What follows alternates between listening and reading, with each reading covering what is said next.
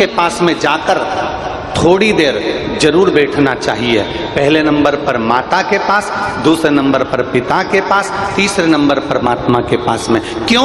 जब हम हमारी माँ के पास में जाकर बैठते हैं, दिन भर तुमने व्यापार क्या किया, दिन भर दुकान पर क्या किया, दिन भर नौकरी में क्या करा, आपके घर में अगर वृद्ध माता है उसके पास में जाकर थोड़ी देर बैठो, उसके पास बैठोगे, उसको समय दोगे तो एक ना एक तुम्हारा मुसीबत का हल तुम्हारी माँ अवश्य बताएगी। अपने पिता के पास जाकर बैठो। घर में बुजुर्ग पिता है, बाप अगर घर में है, पिता अगर घर में है, तुम कहीं से भी आओ, दिन भर कितने भी व्यस्त रहो, कितनी भी नौकरी में, कितने भी व्यापार में, कहीं पर भी व्यस्त रहिए, 2 क्षण अपने पिता के पास जाकर जरूर बैठो, वो आपको अपनी मुसीबत का हल जरूर बताएंगे। और तीसरे नंबर पर परमात्मा, जिस महादेव को आप चाहते हो, राम को, कृष्ण को, शिव को, दत्त को, तुम्हारी मर्जी पड़े तुम जिसको भजते हो, उस परमात्मा के करीब में 2 क्षण आकर जरूर बैठो।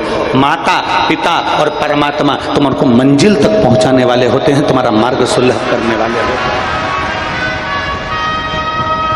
कुछ देर माता के पास में जाकर बैठिए, कुछ देर परमात्मा के पास जाकर बैठिए, कुछ देर अपने पिता के पास जाकर बैठिए और बैठो।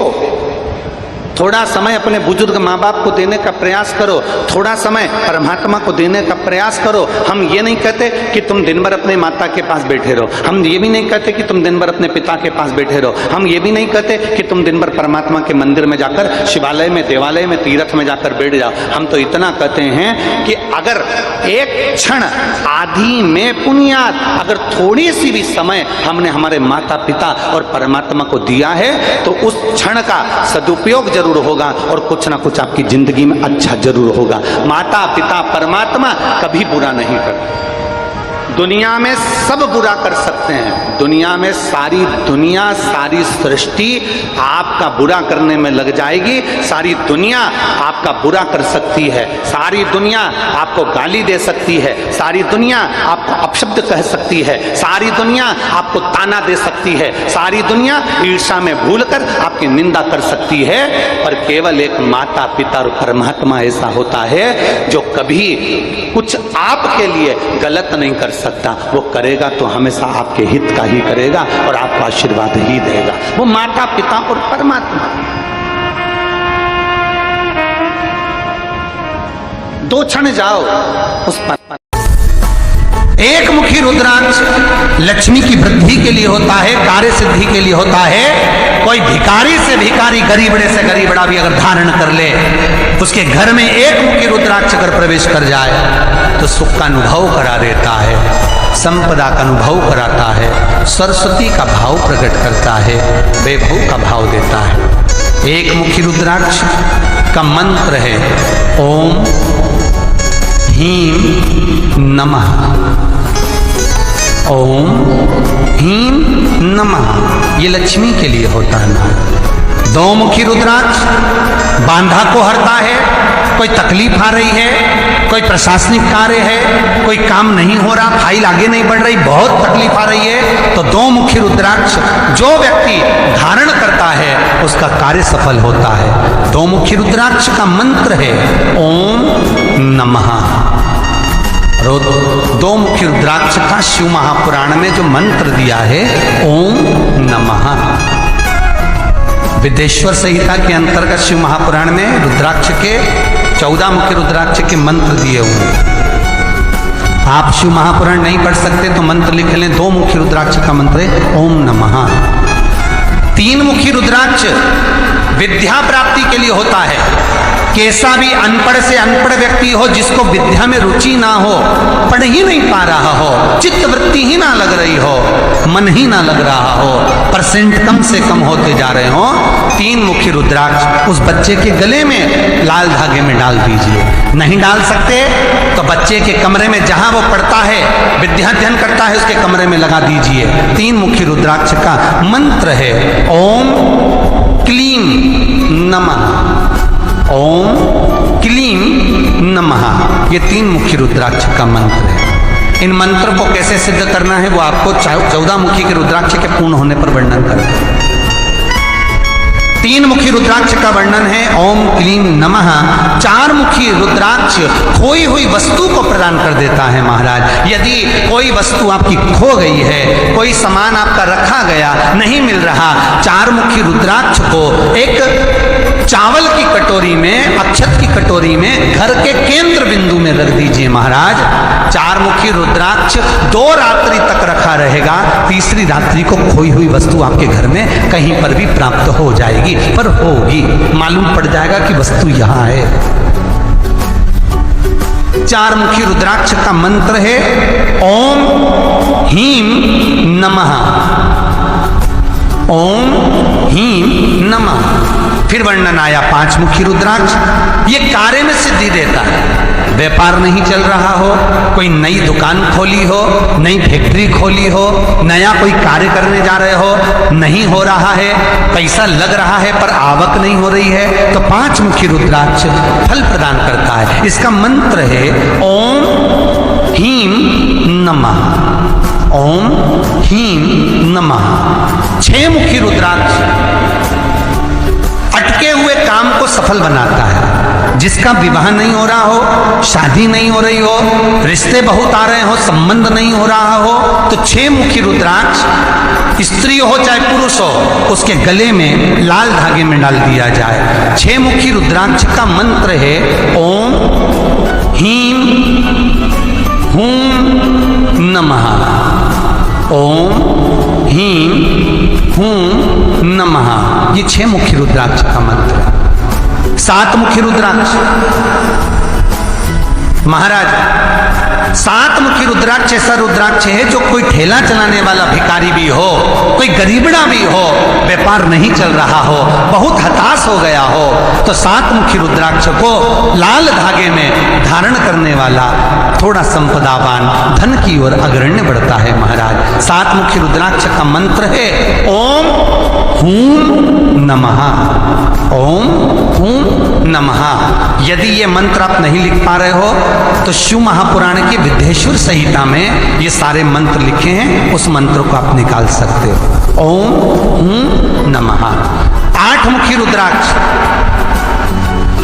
ये रोग मुक्ति के लिए होता है महाराज। जिस व्यक्ति के घुटने में दर्द हो, कमर में दर्द हो, पीठ में दर्द हो, या आपका शरीर कहीं ना कहीं कष्ट प्रदान कर रहा हो, तो 8 मुखी रुद्राक्ष का पानी पीना प्रारंभ कर दीजिए।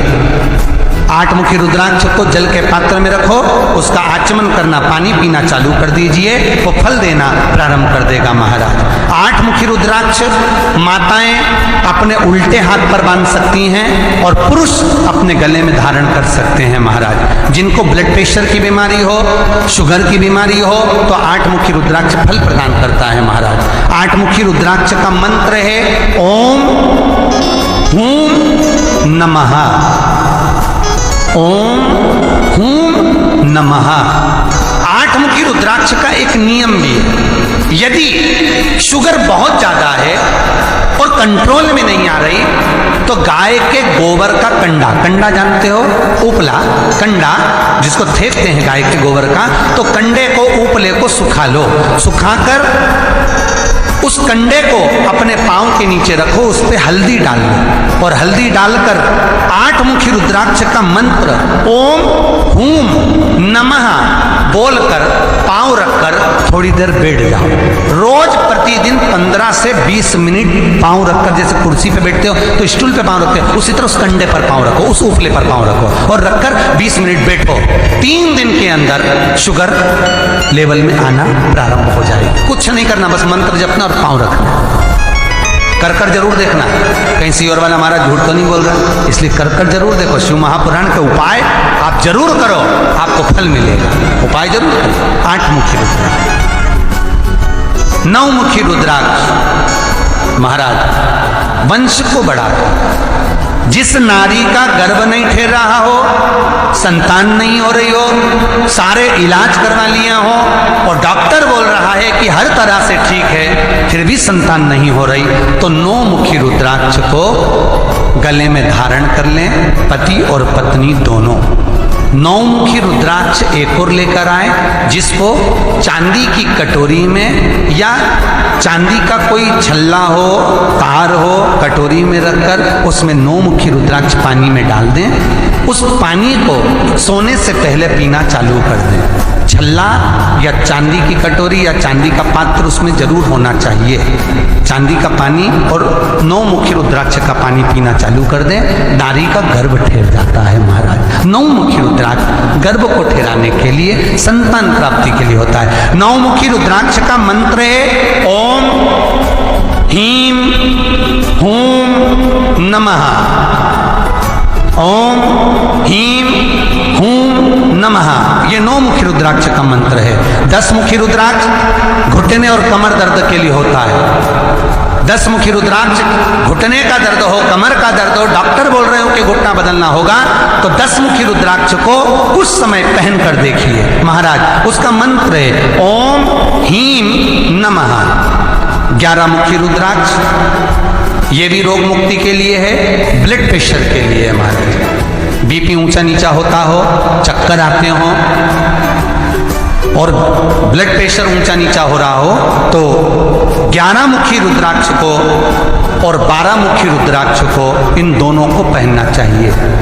11 मुखी और 12 मुखी रुद्राक्ष ये दोनों ब्लड प्रेशर को कंट्रोल करते हैं महाराज। तो 11 मुखी रुद्राक्ष का मंत्र है ओम ह्रीं नमः और 12 मुखी रुद्राक्ष का मंत्र है ओम क्रोम। क्रोम मतलब का कबूतर वाला, उसके नीचे राखी मात्रा क्रोम। छ्रोम छतरी वाला छोम। रोम रा ओ की मात्रा अम की बिंदी रोम। नमः ओम क्रोम श्रोम रोम नमः, ये ब्लड प्रेशर के लिए। इस मंत्र का यदि व्यक्ति जाप करता है, मान लो आप के पास रुद्राक्ष असली नहीं है, ओरिजिनल रुद्राक्ष नहीं है, तो आप मंत्र भी जप सकते हो। केवल मंत्र का जाप करो, शंकर का स्मरण, और ये भाव रखो कि हमने रुद्राक्ष धारण करा है। ओम क्रोम छोम रोम नमः, इस मंत्र का जाप कर कर जो रुद्राक्ष धारण करता है 11 और 12 मुखी, उसको ब्लड प्रेशर बराबर रहता है महाराज। टेबलेट नहीं खाना पड़ती सुबह से, खाली पेट, भूखे पेट, भरे पेट की टेबलेट बंद। 13 मुखी रुद्राक्ष संपदा को बढ़ाता है। ये रुद्राक्ष दुकान में, फैक्ट्री में, व्यापार में बांधा जाता है। इसका मंत्र है ओम ह्रीं नमः। 14 मुखी रुद्राक्ष ये विद्या वैभव को देता है। किसी एग्जाम में बैठ रहे हो, पास नहीं हो रहा है, तो इस 14 मुखी रुद्राक्ष का मंत्र बोलकर या 14 मुखी रुद्राक्ष को पहनकर आप कंपटीशन एग्जाम में बैठ सकते हैं। उस मंत्र का नाम है ओम नमः। ओम नमः, ये 14 मुखी रुद्राक्ष है महाराज। तो 3 वृक्षों का वर्णन आपको करा। पार्वती के नेत्र अश्रु से बेलपत्र, भगवान शंकर के नेत्र अश्रु से रुद्राक्ष, और उमा और महेश्वर के मिलन बिंदु से, जल से जो वृक्ष उत्पन्न हुआ वो शमी है। भगवान शंकर को ये 3 वृक्ष अति प्रियता का भाव देते। नरेंद्र ने बोला लक्ष्मी आज शनिवार का दिन है, जिस दिन अपन इस दरिद्रता से मिलने के लिए पीपल के पेड़ के नीचे आए हैं। हिंदू धर्म में ये दिन पीपल के वृक्ष के लिए पूजनीय होगा। जो भी शनिवार के दिन पीपल के वृक्ष की पूजन करेगा, दूध चढ़ाएगा या मिष्ठान का भोग लगाएगा, लक्ष्मी और नारायण उसके घर में प्रवेश कर जाएगा। लक्ष्मी और नारायण उसके घर में प्रवेश करेगा। इसलिए नियम बनाया। कौन से दिन का? शनिवार। लक्ष्मी जी बोली नारायण आपने तो एक दिन का वार लिख दिया। शंकर जी ने 7 वार बनाए हैं, रविवार, सोमवार, मंगल, बुध, गुरु, शुक्र और शनि। ये शिव जी ने बनाया। अब एक दिन आपने अपना बना लिया, बाकी के दिन अगर कोई इस पीपल के वृक्ष के नीचे आएगा और यहाँ तो दरिद्रता बैठी है, तो उसका क्या होगा? भगवान नारायण बोले सुन दरिद्रता, तेरे से एक विनती है, अगर कोई भी मनुष्य इस पीपल के पेड़ के नीचे अगर 7 दिन में आता है और उसके हाथ में अगर कोई सामग्री होती है, तो तू उसके घर में प्रवेश नहीं करेगी। नियम है पीपल के वृक्ष का, या तो पानी का लोटा लेकर जाओ, कुंकू का चोपड़ा लेकर जाओ, शक्कर लेकर जाओ, या पेड़ के नीचे चींटी को डालने के लिए आटा ले जाओ, पर खाली हाथ पीपल के वृक्ष के नीचे कभी मत जाओ, कभी नहीं जाओ। खाली हाथ जाओगे तो दरिद्रता तुम्हारे घर में प्रवेश करेगी। दरिद्रता उठकर खड़ी होकर बोली, नारायण तुमने अपनी मनमानी करी है, एक दिन मुझे भी मेरा चाहिए। भगवान ने कहा बोल कौन सा दिन चाहिए? दरिद्रता कहती है रविवार के दिन इस पीपल के वृक्ष के नीचे मैं दिन भर नृत्य करूं, इसमें रहूं, और जो यहाँ आए रविवार को मैं उसके घर में प्रवेश करूं। भगवान ने कहा ठीक है। दरिद्रता, रविवार का दिन एक ऐसा दिन रहेगा जिस दिन तू इस पीपल के वृक्ष के नीचे नृत्य करेगी, और जो आएगा इस पीपल के वृक्ष के नीचे तो उसके साथ प्रवेश करेगी। मैंने तुझे वर दिया। इसलिए हमारे यहाँ केवल पीपल का वृक्ष अगर दीवार में भी लग जाता है ना, किसी की फैक्ट्री की दीवार में, किसी के घर की दीवार में पीपल का वृक्ष अगर लग जाता है, पीपल का पौधा लग जाता है, उसको कितना भी तोड़ लो वो वापस लग जाएगा। फिर तोड़ोगे फिर लग जाएगा। अगर पीपल के पौधे को तोड़ना है तो केवल रविवार का दिन एक नींबू, एक मिर्ची और बमूल का कांटा, ये 3 चीजें रखने के बाद में आधे घंटे बाद रविवार के दिन पीपल के पेड़ को उखाड़ कर फेंक दो। दूसरी बार कभी पीपल दीवार में लगता ही नहीं, कभी नहीं लग सकता। केवल एक रविवार, केवल एक संडे, इतवार। घर में दीवानों पर अगर पीपल लग भी गया है, इसलिए पीपल के वृक्ष को उखाड़ने का, अगर घर में पीपल लगा हुआ है या पीपल का पौधा हमारे घर में लग गया, उसको उतारना, निकालना, लगाना, तो पीपल के वृक्ष को अगर निकाला जाता है तो रविवार के दिन, और अगर पीपल के वृक्ष को कहीं लगाया जाता है तो सोमवार के दिन या मंगलवार के दिन, बुधवार के दिन, इन दिनों में लगा सकते पीपल के वृक्ष कहीं लगाना। शनिवार का दिन एक ऐसा दिन होता है जिस दिन पीपल के वृक्ष को कहीं जाकर लगाया नहीं जाता, क्योंकि शनिवार के दिन पीपल के वृक्ष के नीचे लक्ष्मी रहती है। हम अपने हाथों से अगर पीपल का वृक्ष किसी दूसरी जगह पर शनिवार को रोपित करते हैं तो हमारे घर की लक्ष्मी अपने घर से छिन्न होकर चली जाती है। इसलिए शनिवार के दिन पीपल लगाया नहीं जाता, किसी के घर जाकर उसको वापस पलटा नहीं जाता। लग गया उसको। प्रभु मेरी धर्म पत्नी को कहाँ रखूं आप बताओ? वो तो जहाँ यज्ञ होता है, अनुष्ठान होता है, दान होता है, पुण्य होता है, सत्कर्म होता है, वहां जाने को तैयार नहीं। अब करूं क्या? भगवान ने बोला एक काम करो। दुर्वासा जी बोले जिसके यहाँ रात्रि में बर्तन झूठे पड़े रहते हो उसके घर में इस दरिद्रता को लेकर तुम प्रवेश कर जाना। जिसके यहाँ रात्रि में बर्तन झूठे पड़े हो वहां लेकर प्रवेश कर जाओ। दूसरी जगह दुर्वासा जी बोले जो स्त्री घर में दोपहर के समय पर सो रही हो उसके घर में इसको लेकर प्रवेश कर जाएगी। जो स्त्री दोपहर के समय में घर पर सो रही हो इस दरिद्रता को लेकर प्रवेश कर जाइए। तीसरा, जिसके यहाँ पर दरवाजे पर कांटे वाले पौधे लगे हों उस घर में इस दरिद्रता को लेकर प्रवेश कर जाइए। दरिद्रता, कितनी सुंदर बात कही है। दाता और विधाता, कौन कौन? दाता और विधाता। लक्ष्मी और दरिद्रता के सगे भाई कौन कौन? दाता और विधाता। दाता को फिटकरी प्रिय, विधाता को नमक प्रिय। ये दोनों हमेशा लक्ष्मी को और दरिद्रता को दोनों को समझाते थे, दोनों में प्रेम बढ़ाते थे। आज भी हिंदू धर्म की रीति है। यहाँ तो ठीक है, जिसके यहाँ पर भी अगर थोड़ी सी भी परेशानी होती है, थोड़ा सा क्लेश होता है, अशांति होती है, लक्ष्मी नहीं दिख रही हो, काम नहीं बन रहे हो, बहुत प्रयास करा जा रहा हो और हमारा कार्य नहीं होता, तो क्या करते हैं? फिटकरी और नमक को पानी में डाल देते हैं और घर में पोछा लगा देते हैं। आप लोगों ने आजकल फेसबुक पे भी पढ़ा होगा, व्हाट्सएप पे भी पढ़ा होगा। तो क्यों लिखा उसमें? उसका कारण ही केवल रहता है कि दाता और विधाता की प्रियता उसमें। माता ख्याति के जो 4 बच्चे हुए उसमें जो 2 लड़के हैं दाता और विधाता, उसकी प्रियता उसमें, उसकी पूर्णता उसमें। अब दुर्वासा जी बोले अपनी धर्म पत्नी को वहां लेकर, जहां कांटेदार पौधे लगे हों वहां पर लेकर प्रवेश कर जाएगी। कांटेदार पौधों में उस दरिद्रता का निवास हो गया। कितना विचित्र कथा यहाँ वर्णन करी है। श्रीमद् भागवत के अंतर्गत जो वर्णन किया कि मृत्यु निश्चित है,